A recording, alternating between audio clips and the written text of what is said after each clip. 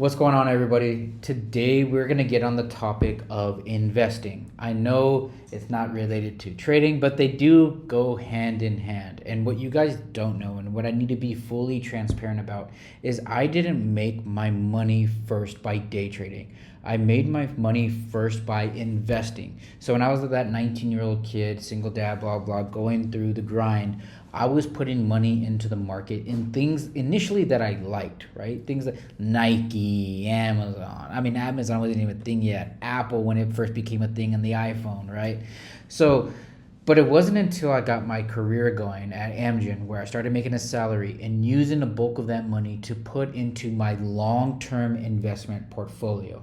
Now, what did you invest in, Andrew? I invested in tech companies, Tesla, Amazon, Apple, Netflix, Google, Nvidia, et cetera, right? I still have Nvidia to this day at an average price of $50 a share. All right, and Nvidia has made me millions of dollars without ever having to touch it, other than just making a monthly contribution to it. Okay, now what I did though was, once I hit my first million back in 2016 at the age of 26, I read this book by Grant Cardone called The 10X Rule. And that book was talking about, well, if I can make 1,000, why can't I make 10,000? If I can make 10,000, why can't I 10x that, and then 10x that, and then 10x that? All it requires is 10x the output, right? 10x the input. But I can't just do 10x the input. I'm just my own person. So this is why, like with the business, you hire a team and you hire other people to help with work distribution. And this is how you could get 160 hours of work done with just 1 week or whatever, because you have multiple people helping you, right? That's the concept. Well, with trading, I don't have multiple people, but you can start to day trade, and when you day trade, I could then distribute that money across 8 different companies or 10 different companies, and then that money can start to grow and accumulate. So that is how I started to build further my wealth, is using that day trading money into my long-term investment portfolio. And I can tell you this, guys, like, being a day trader, it's fun, it's really sexy. We're here looking at the charts, and I could come in here and find an awesome put trade, and it's great. But it still requires your time and effort. You are still exchanging, and this is something that I learned from the essays of Warren Buffett and networking with very wealthy people, is that they are in control of their entire time. This is why I also got away from the 9 to 5, is because I wasn't in control of my time. I had to go and clock in. I had a boss that I would go and ask, hey, can I take a vacation with my family? Like, just think about this concept. You have to ask another adult for permission to go on vacation with your own family. Like, it does not make sense to me. So I wanted freedom. And going back to that book that I was talking about, which was Rich Dad, Poor Dad by Robert Kiyosaki, I learned that importance of being in charge of your own time, not answering to anybody, and the importance of business, investing, in real estate. So how can I then get back my time? And so this is where day trading came in. I made some money, but I knew that it was still earned income. So I had to take that money and put it into longer term investments, because by doing that, I'm now alleviating my time from having to look at the screens, and my money is continually working for me. There's this quote by Warren Buffett: if you can't make money while you sleep, you will work until you die, regardless of whatever job it is that you're doing, right? So I learned very quickly at a young age to diversify and to invest in passive income streams, and to invest in the market so that the market can work for me instead of me work for the market. So how do I find these trades? How do I find these setups? How do I get all this going? Believe it or not, it is very similar to the same strategy from a technical analysis perspective. So let's just look at the S&P 500. Okay, so that's this chart right over here. Now, if I maximize this and we look at, this week, the week gives us enough data to help us with our day trades. But from an investing perspective, if I look at the 1 year, 1 day chart, and let's clean this up, let's get rid of all of these lines. Let's clear all this drawing set for now. And if we just look at the technicals, and again, if you guys have been watching my videos, you'll know I use exponential moving averages and things of that nature. if we look at the video, or excuse me, if we look at the chart here, we will see that we have been uptrending and holding this 9 and 20 exponential moving average for quite some time. And it's not until recently we had this big engulfing red bearish candle on April 4th. Okay, from there we kind of had a little bit of sideways consolidation and we have completely started to drop. So as it has started to drop, this is where, from maybe a swing trade perspective and so on, that we may want to look for a swing trade for a put move, right? Then a put move again is we're betting that the market is going to go down. We are anticipating the market is going to go down, and if the move continues down, we're going to make money on that put trade. But let's look at a long trade, because many of you know buy low, sell high, right? And using the same system over here, if we look during the beginning of September of 2023, leading into October of 2023, we stayed underneath that 50 exponential moving average. So if I was an investor looking to maybe take a position for my client, I'm not going to look to take a trade during here because I'm still within a downtrend. I'm still within a overall bearish sentiment. It's not until it breaks this 50 exponential moving average here on 11.2 where I'm like, you know what? This may be the area where I may want to start to go calls, or I may want to go long, right? Or wait till it breaks the previous high that we had prior. At this point in time, I go to take a long position. And so long as it stays above my indicators, I'm going to let the play do what it's going to do. And from that point, it went here from 430 all the way up here to 524.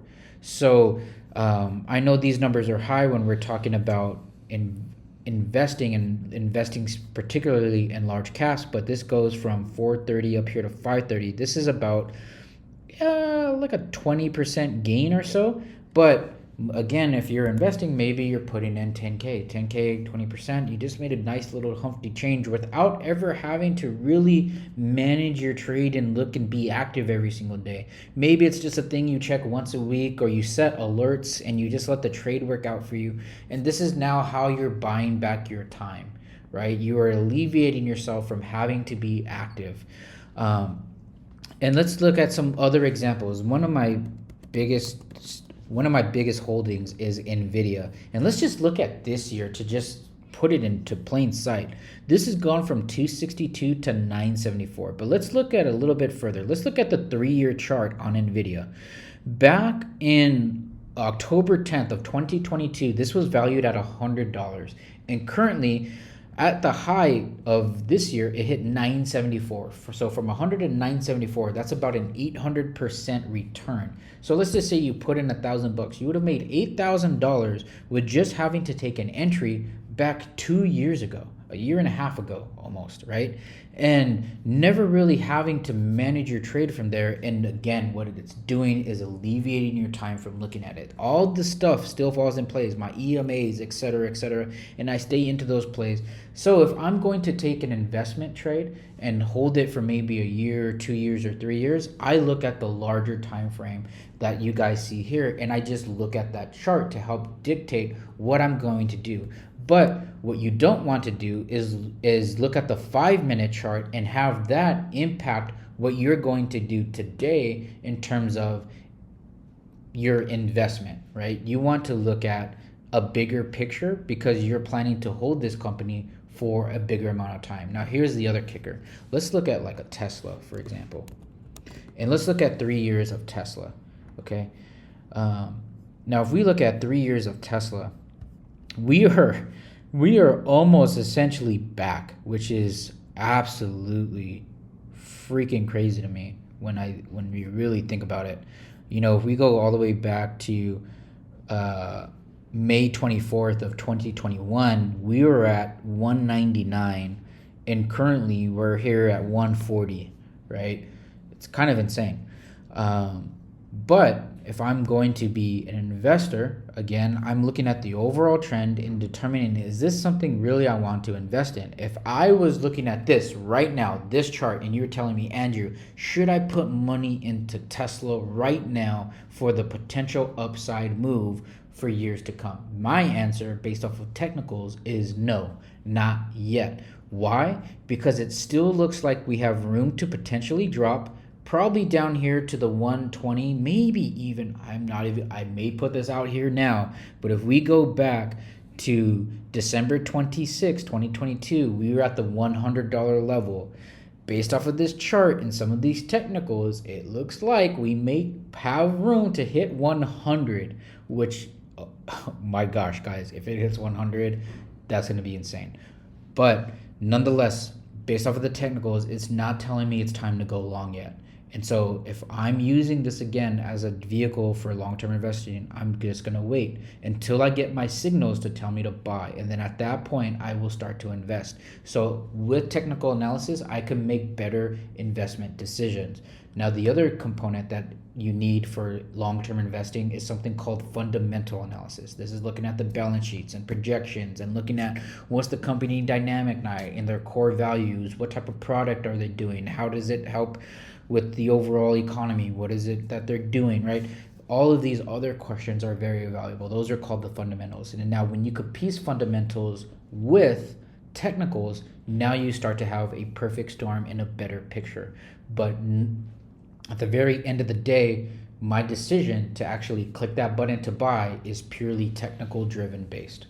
Okay, so this is how investing can help you and start to help buy back your time. And some of these trades, I mean, let's just look at one more, another example like mRNA. This goes back to over this date, back in the early 2020s, 2019, when we kind of had that COVID thing going on. This company went from $20 to $4.97, following all the same rules and everything that we just talked about in terms of technical analysis. And over that course of time, it grew. So use technicals, use long-term investing to help you alleviate your time from spending on the screens day trading. And if you're going to day trade, use that money that you're day trading and funnel it into your long-term investment portfolio so that your money can work for you instead of you working for money. Thanks for staying tuned, guys. If you guys want to follow my course, you guys want to join me, go to our Instagram at Stock Market Wolf. If you want to join our program and come trade live with me throughout the week, as well as get other tips, go to stockmarketwolf.com and sign up for a membership, and I would love to help you out. Thank you guys for all your love.